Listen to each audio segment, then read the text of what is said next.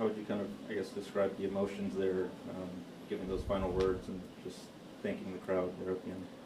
Yeah, you know, it's difficult, as we talk about.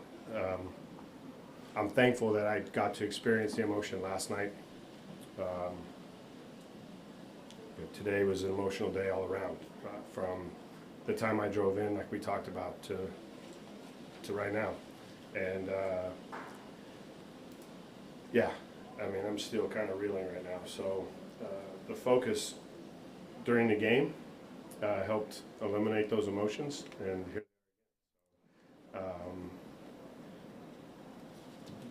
you know, the speech comes from the heart, and it's as much an Oakland A as a major league player and manager, because this is where home began and this is hopefully where home finishes. Yeah, I couldn't be more proud to represent this organization on this day and you know, be able to honor it in the way that we did with the win. You mentioned again and how you handled it all. The squad is still a very young squad, and they appeared to handle, it wasn't necessarily a high leverage moment, but a big moment. How do you think they all handled that? I think they did a great job today.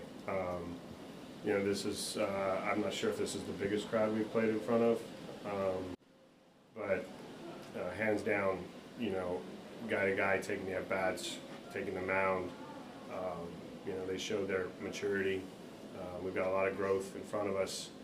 You know, we love to jump the way we did in 17, where I think the team won 67, 68 games, to 18, where they turned 90 plus. But we're still working on that, and that's the goal going forward. We got a big 3-game series to step into in Seattle, which will be just as fun and exciting. And you know, I would think I think they're still going to be tied or have the ability to get a wild card spot. I'm looking forward to Friday night now. You mentioned, you mentioned playing your asses off. I know it's kind of a celebration. Did that come out? I mean, it's not David Ortiz, right? But how does that kind of add to the celebration of everything kind of going on right now? I mean, like I said, I couldn't be more proud of the group, the way they played. All season, for a young club to play as many one-run games as we've played, shows the fight, shows the character, and confidence that this group's got. You know, our goal was to finish up the second half, be more competitive, and play quality baseball. And I think we've done a good job with that. Coach, you mentioned that the game kind of helped the focus on the game, helped you get away from the emotions. But how tough of a battle was that, especially as you got into the later innings, to keep your focus on the game and not get caught up in all the hype? No, the only hype was just, you know, a few distractions during the late innings. And understandably, you know, those were, you know, it wasn't a full-on Raider game, but I mean, you know, you understand in the 7th inning when beer sales stop, right? But yeah, no, the focus, that's the part of the job that for me, and I only speak for myself, but managing takes away every distraction, because the focus is just on baseball and pitch to pitch and, you know, thinking ahead. And so the game really allows me the freedom to escape that emotion. Now, anger is an emotion you've seen from me, so I can't escape that one. But yeah. Mark, how would you describe the crowd today, interactions with the crowd, sort of the level of enthusiasm and passion? Amazing. I think that's just simply amazing. They had the passion. They had, you know, the love. You could feel the love for every one of us in this uniform, representing this city of Oakland, you know, and they were grateful for, I think, the effort that we've put in this season, and to honor them today in the way that we did, they were also very thankful for that. Did Mason Miller say anything in particular to you about wanting to close that game out in particular? What did you think of the work that he did in doing that? Yeah, he doesn't have to say anything to me. When he walks by me, I know what he wants. He's got that look. He's a pretty quiet guy, but I know it was important for him to be on that mound to finish that game. And, it happened pretty quickly there in the 8th inning. But there's nobody else I would have wanted with the winning run at the plate, and other than Mason in that moment. I feel like if you asked a lot of the fans coming into today or even throughout the course of the year, they knew that the A's would win this game. When did you know that the A's were going to win this game? We've been pretty good with the lead, and when we grabbed that lead, I did feel confident that we would be able to match up and run this thing down. And handing the ball over to Mason is always a boost of confidence, and that's not against Otanya's because he's had a hell of a year. It's not Ferguson who went 1, 2, 3. The job that those guys have done and the job that TJ McFarland has done this season. He's half split second from rolling that double play, which is exactly what I told the whole group was going to happen.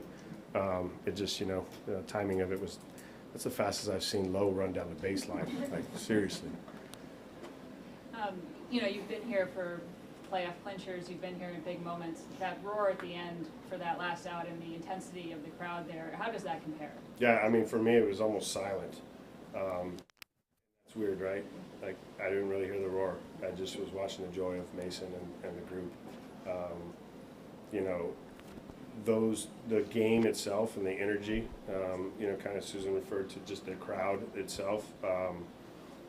It was every bit as great as a playoff game today. Some people have described this almost as like feeling a little bit like a playoff game and also like a funeral.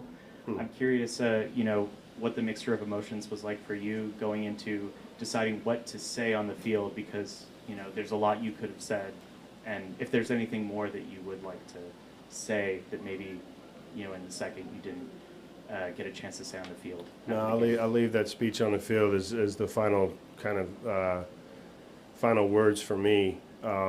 You asked the timing of it.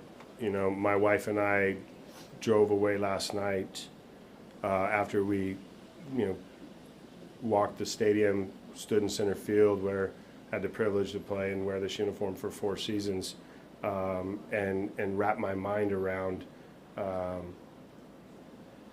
the magnitude of today.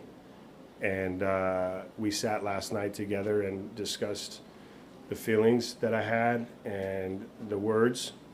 And I've got a great team that assisted me today in just really putting it in writing. I couldn't be more thankful for Mark and Olivia and their work that they helped me with this morning, and really just writing it, because they knew how hard it would be to just go out there and just wing it. But it's sad I didn't sleep much last night. So, yeah. Mark, how special was it for you to evoke for the crowd to yell, chant, "Let's go Oakland" at the end there? Yeah, that's amazing. That's exactly how I should have finished in my mind, because that's going to be the memory that lasts with me for a lifetime. Just want to get your thoughts on the pregame stuff, including Barry Zito singing the national anthem, which I know you were excited about. Man, he nailed it. And for someone who's never sung the anthem, I was scared for him, honestly. I was. That's the toughest song. You see professional, and he's a professional singer, but you see really good professional singers sing the anthem, and they can butcher it, right? He was amazing, and very, very fitting. Yesterday, a lot of people probably didn't witness this, but Ricky, who to me is the Oakland A's, took the lineup card out, and he's been taking some grief in the clubhouse because since he's shown up for this homestand, it hadn't gone very well. So I decided to take the lineup card out today. Last one back. Mark, back here. Heading into the future, a lot of question marks heading into Sacramento. Just when do you turn the page and start focusing on that, and what comes next with all those question marks with the field and just how it works over there? That's the timing of everything will start once the last out's made in Seattle. This job doesn't really have a day off, and I don't want one. I want to start preparing this club for what lies ahead of us, as you talk about, and you know, make sure that that we understand, you know, our situation, and that'll be discussed with the club before we break in the off season, and that I'll be in constant contact with them, just communicating through the process and the changes and what Sacramento is going to look like. And I talked about it earlier this week that we as a group will leave spring training and spend a full day in Sacramento before we head up to Seattle. So, I mean, in some ways, we're starting that process, but really the focal won't be there until, you know, we're hopeful that we win a series in Seattle. Any excitement with it at all? You know, it's new. I mean, there's always excitement in something that's new, but really, you know, we're going to let this sink in here before we even put our minds to that. Thanks, Kotsay. Thank you. All right, guys.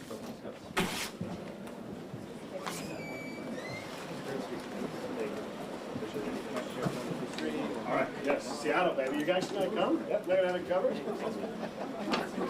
You're coming? Oh, okay.